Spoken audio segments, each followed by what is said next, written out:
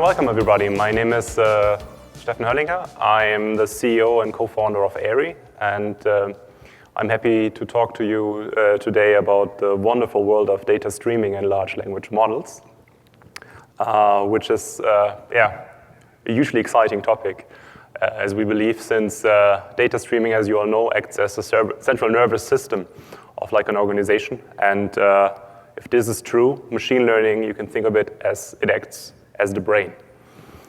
And large language models, which seem to be a really hot topic these days, we believe paved the way for real-time AI. Not so much because they are a great knowledge store, which we all know they aren't, but just because they can act as a quite universal interface for natural language, enabling so many really cool use cases. And this is relevant because, as you all know, the global data sphere is growing massively. Over 80% of the data created at the moment is actually unstructured, which poses a problem because enterprises today only utilize a small fraction of that. About 0.5% of the unstructured data is continuously analyzed and used in one capacity or the other. So think of all the emails, messages, Word documents, PDFs, spreadsheets, images, audio files that we constantly produce and read every day in our inboxes. And only a small subset of that is actually analyzed. And the remainder is siloed, not accessible, which is the root cause often why also experiences, customer experiences and employee experiences alike are so bad. And why this is relevant is because LLMs and other machine learning models provide the opportunity to continuously analyze unstructured data and to make knowledge accessible as a new resource for an organization. And this is both true for human-generated data as it is true for third-party data. So everything that is coming in from a supplier or a partner might not be exactly in the schema as your organization would expect it. And then the schemas might be evolving. The data might be tomorrow in a different form than it is today because it's not under your control, and you need some ways to handle that. And we believe LLMs and other machine learning models can play a huge part in that. So what are the options you're having? Traditional ML feature engineering is not going to bring you far because it's extremely expensive and just the training and running of these large language models. So what you want to look for is inference of foundational models. Gladly, there are so many options right now in the market, and it's such a fast pace. New models are being released every week, and we really believe that there is a wide selection of models out there at the moment that you can pick from depending on your needs as an organization. And even the open source models that we recently saw, they perform quite well, depending on the tasks. And we're going to look deeper into that today. So if you look at how can you actually make the model, the foundational model, aware of the specific knowledge of your organizations, you have basically two options. One is fine-tuning, where you basically continue bringing specific knowledge about your organization into the model. So it becomes kind of part of the model, which can be quite expensive, and it still requires a substantial amount of data. And you're kind of locked into using that model in the future. An alternative is prompt engineering, which is usually more cost-effective, more flexible, and can actually provide surprisingly good results via a technique which is called retrieval augmented generation, or RAG, where you generate vector embeddings from information. For example, it could be static information like PDFs, manuals, but also streaming data, for example. We're going to show you about that in a minute. And you can basically generate vector embeddings and store these in vector databases. So you can enrich the prompt that the LLM is exposed to, and you can provide a more meaningful response. It's still relevant to evaluate the model per case.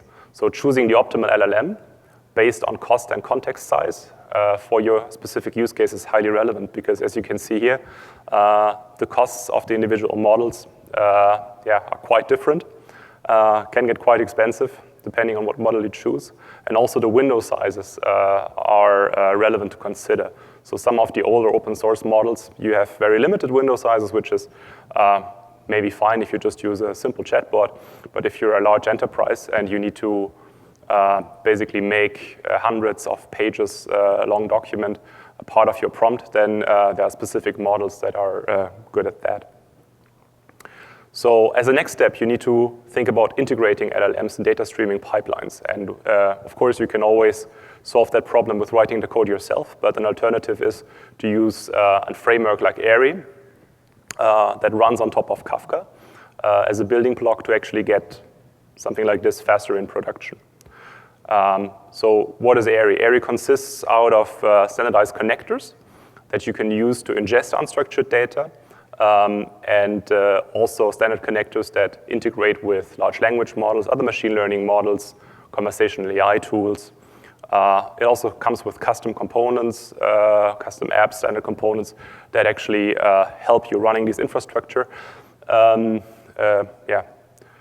Things here, and you actually it plays quite well together with Kafka. So you can actually still use all your existing streams, and you can leverage the existing Kafka Connect ecosystem to kind of bring in your data and build interesting experiences with that.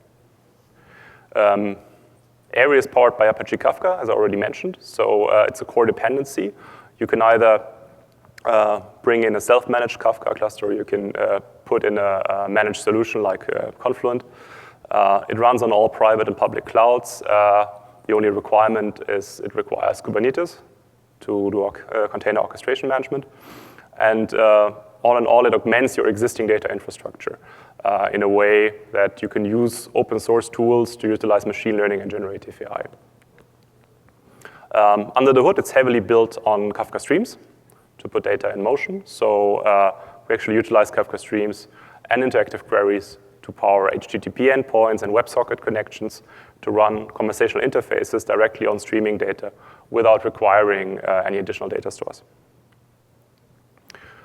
It doesn't only have the code, obviously, as a base, but it also comes with a bunch of very nice graphical user interface components.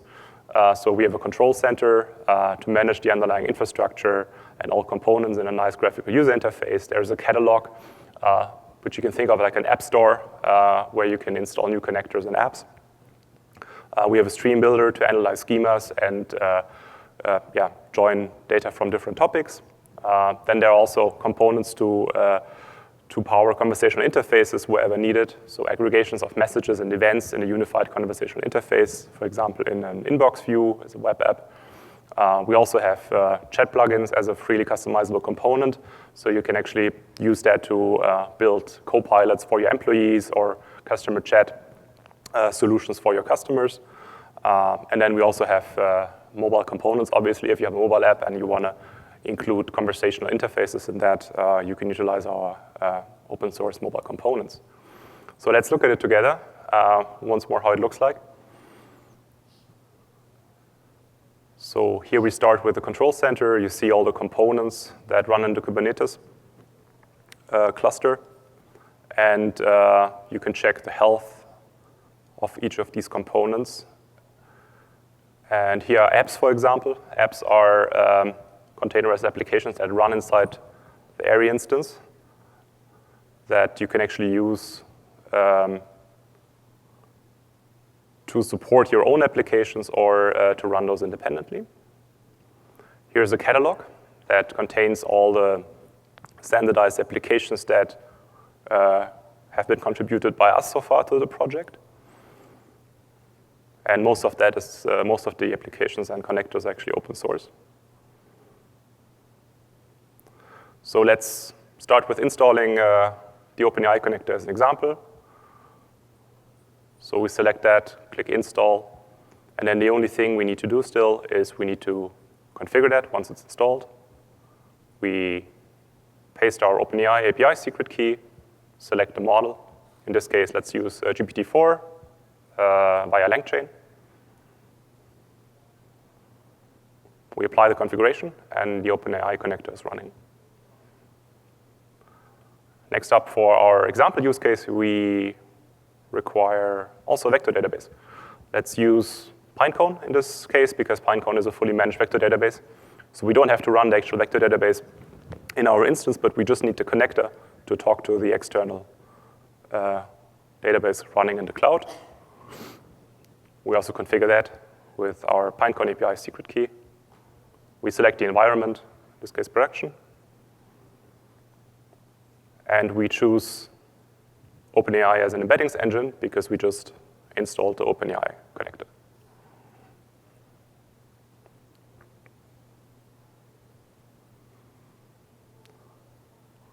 Yeah, you can obviously also, because it's a core dependency, look at all your Kafka topics inside AIRI. So out of the box, you get around 100 Kafka topics that we create initially. And what's special about them is that we actually set the standard for retention period to infinite, because we believe that all the information that is in there can actually become relevant at this later point in time. So we want to keep that accessible in the stream. You can also look at schemas, obviously, create new ones, edit them.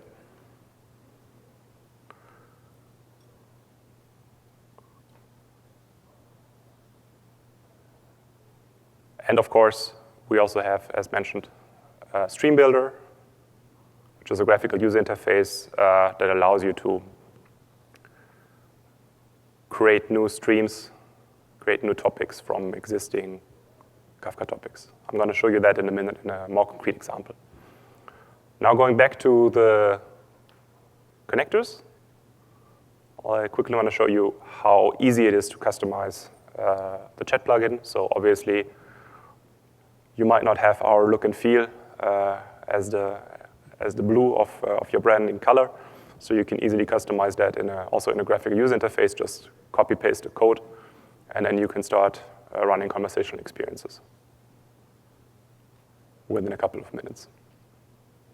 That's actually how we believe how easy it should be to power these experiences.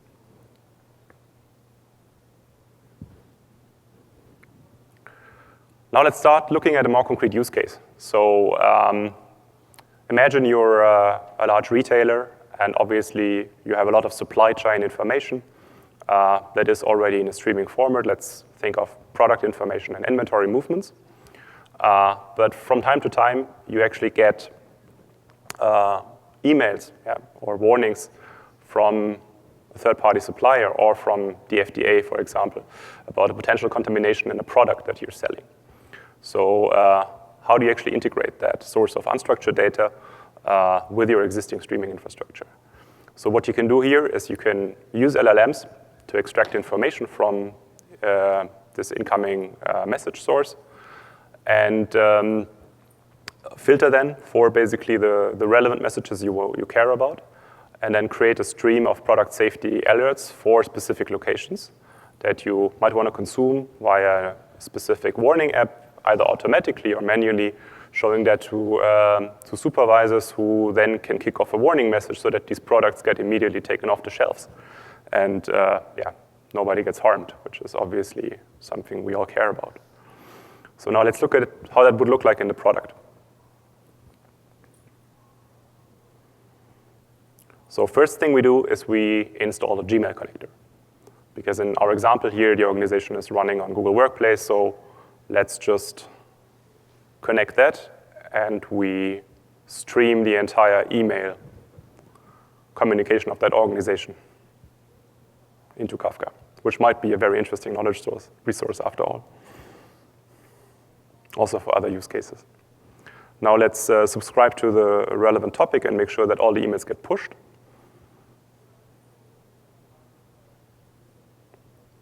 Perfect. Then we look at the schemas of the existing topics we want to use. So in this case, we look for product information, which has a product ID, a name, and the name of the manufacturer. And we also have some inventory movements, which contain also a product ID, batch numbers, quantity, and of course the locations where it's coming from and where the product has been delivered. So now let's go to Confluent Cloud, which we use it as a dependency for the demo. So we make sure that the messages are there.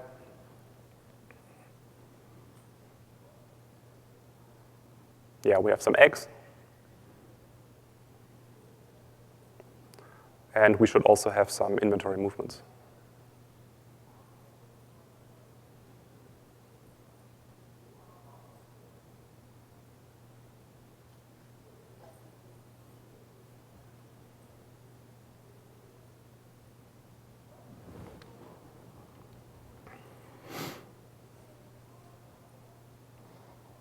Great. So some products have been delivered. Next up, let's go into the stream builder. And there, we selected 2 topics.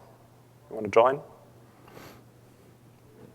Obviously, you can also use the Confluent Cloud tools to do that.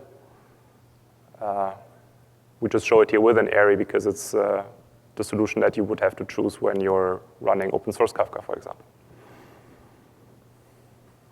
So we select the fields that we want to keep for the new stream.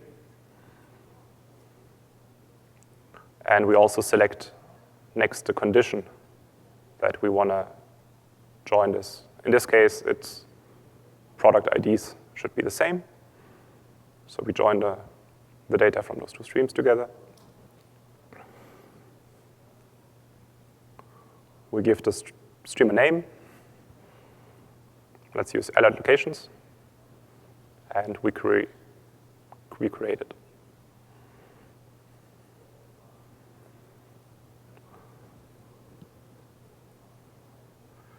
So as a next step, we check if everything has been created. It looks good. It actually uses KSQLDB under the hood of this. And we make sure that also the data is there in Confluent Cloud. Let's see if we have some data. It looks good. So now there is data coming in.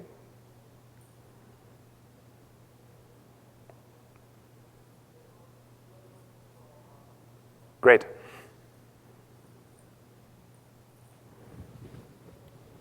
Now let's look how this would look like for a supply chain manager working with a solution in a graphical user interface as a front end. So here you can see an inbox where you have the emails. Now let's apply a filter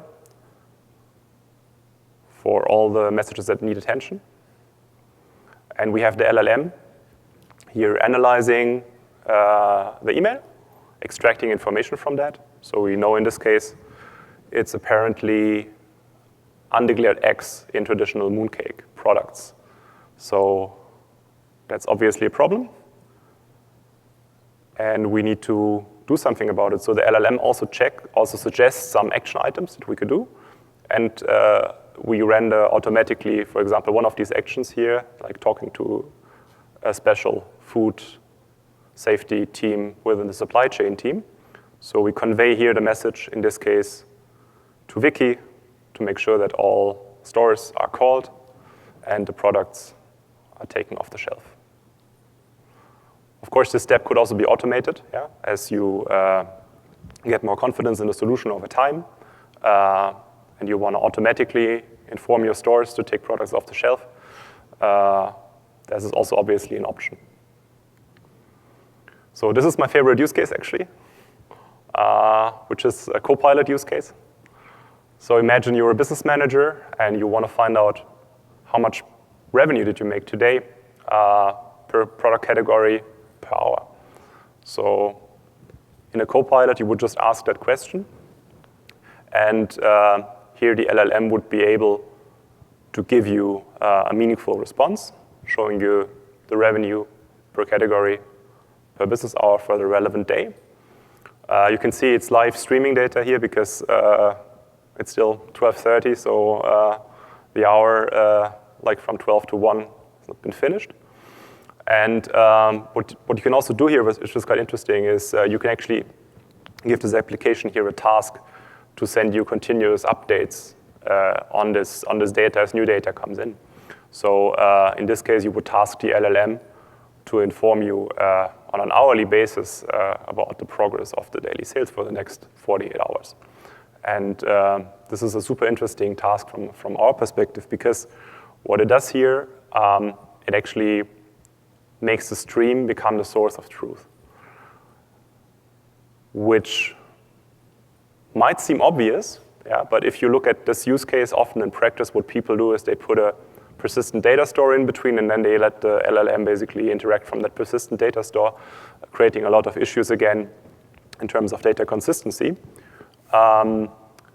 But what we did here in this example is something very interesting, because you could have a person ask a question in natural language, and she's not a streaming developer. Yes? She's just somebody working in a business department, asking a question in natural language, and the LLM, having the context about the streaming infrastructure, is able to translate that request into a stream processing task. And depending on the nature of the request, it could either decide to use Flink SQL or Kafka streams or KSQLDB. Obviously, events get ingested all the time, processed, so this data is always up to date. And for example, it can be synced into a new topic that is now then being consumed again from a streaming app. The streaming app can interact with the LLM and convey the message that it got back in natural language back to the person. We believe this is really powerful also like in regards to making data streaming more accessible also to non-streaming developer audiences.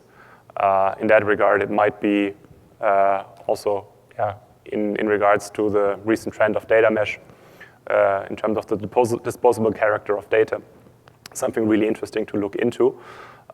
So you can actually build or think of these experiences also as I said in the beginning, really a new interface that you can interact with and open up this world of data streaming by LLMs to new audiences. Let's look into another use case. So one of my favorite use cases as well is Customer 360. In this case, support automation with human supervision. So what we do here is we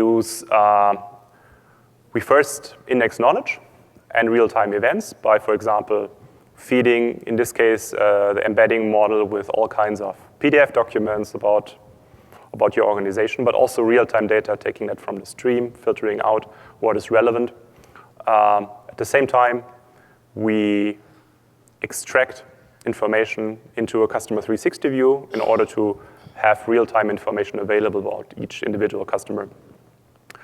So the embedding model then takes the data that we want to keep as vectors, so the knowledge, stores them in a vector database, indexes them, and now, second step, there is a request coming in. So customer is having a problem, asking a question, and now we create the prompt, and we feed the prompt with information from the Customer 360 view, with the information that is stored in the vector database. So we look at similar vectors that are similar to the request that we got, and we bring all that into the prompt. The prompt gets enriched and sent to the LLM. The LLM sends the answer back, in this case, to a decision engine that we use to determine if the confidence level of the answer is good enough so that the answer can be shot right away back to the customer, or if we need some kind of human supervision in between.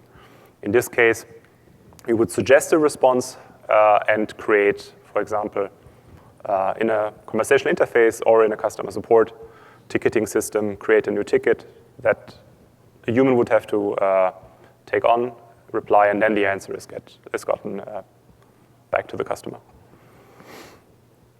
So here, this is how it would look like, for example, in a conversational interface. So you have, again, message coming in.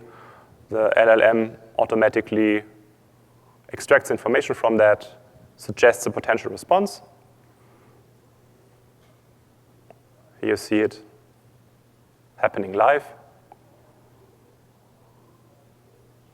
And the interesting thing here is that if we suggest several responses and make the human pick the right one, we also generate data over time because we actually have something like reinforcement learning with human feedback here, because we can actually improve our model, our decision engine over time, and then increase our confidence levels to automate more and more over time, while keeping at the same time like the quality of the customer support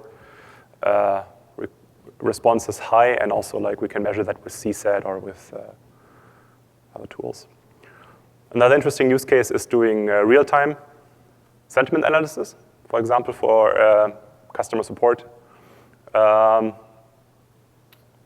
cases here, where we would, in this case, aggregate the relevant conversations and assign them to a specific location. In this case, it would be a retailer, so we see in real time which stores might have problems, like getting back to customers. And yeah, this is already the last example I wanted to show today, but it's also a very exciting one. So imagine you're a bank, or you're maybe an insurance company. Maybe you're even based in Europe, which is these days, like in terms of GDPR, a special challenge.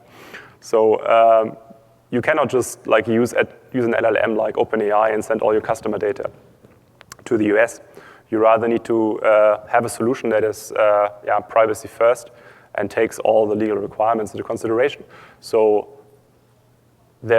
how can you still basically utilize LLMs for your individual business use case? And one way that we think is really interesting is running open source LLMs close to your existing data streaming infrastructure.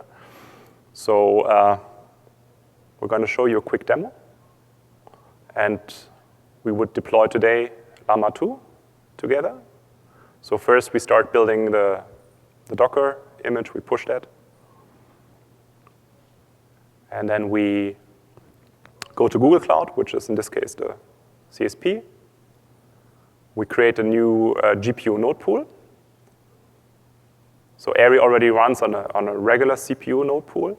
In this case, we would pick the NVIDIA T4 GPU. That's good enough for the demo. Also, the A100 and the H100s are quite expensive, so depends on the load of your organization. So in this case, we create the node pool and we wait for the GPU node pool to be created.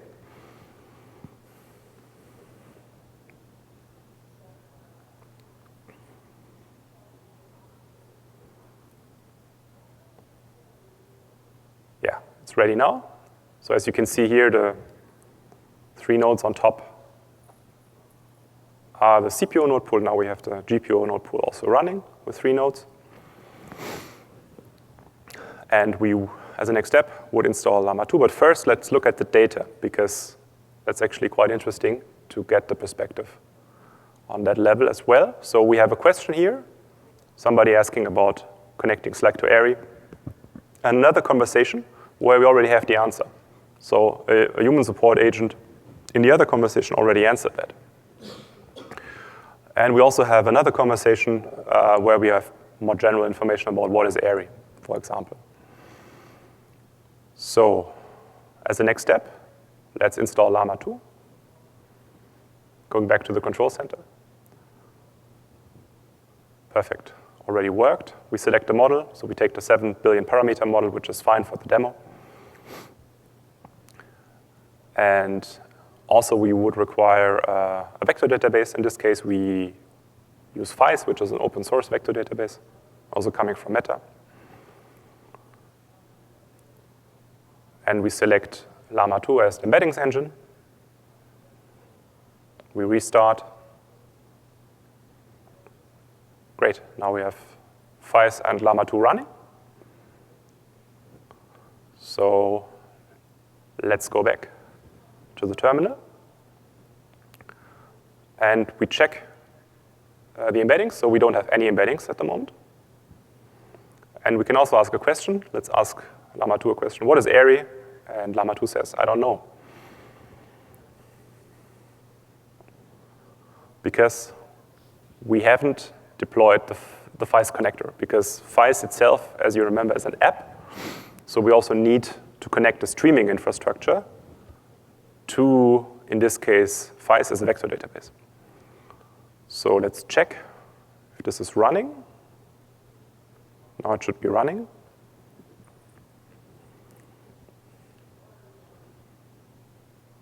We get the logs for the FICE connector, and we see messages are being ingested. And then we get the logs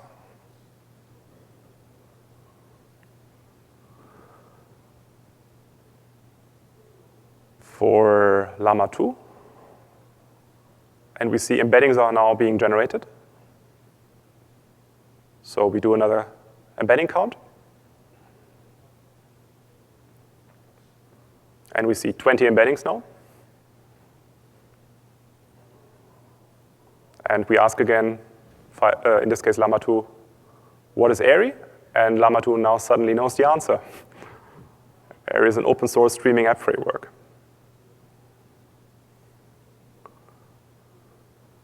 So this is also very interesting because we can set the metadata of the query now, for example, also through the conversation ID, because we index also the metadata, not only the actual data. And in this case, we can also ask questions about the relevant conversation, like, is this still open? What is the question? So we can use the LLM also to summarize, for example, this individual conversation, because now it has an understanding of what is the conversation ID. So now let's do one more thing. We created a tag here, which is blocking this model from automatically answering this incoming request.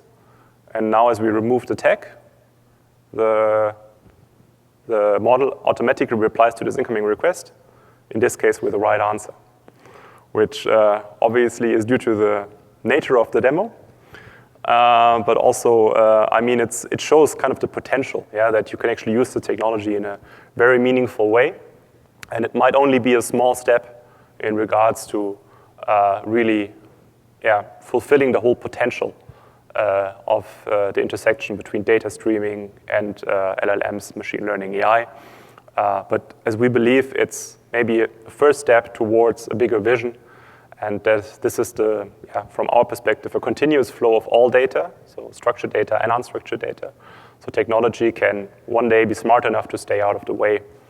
And if this comes true, maybe one day we can all hang out on a boat all day and have technology do all the work for us. Until then, thank you very much for listening, and I'm happy to take more questions if there is anything you want to ask of me.